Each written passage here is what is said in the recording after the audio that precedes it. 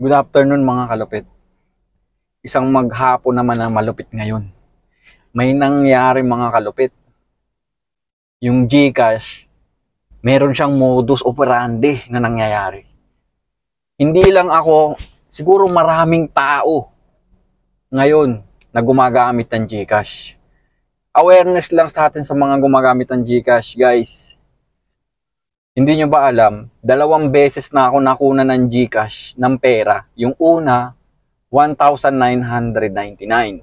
Ngayon, ito pangalawa, 499.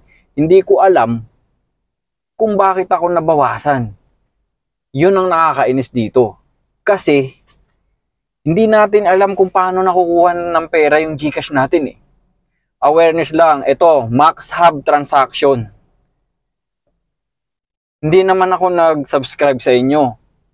Pero, kinuhaan nyo ako ng 499. Wala naman akong subscription na sinascribe.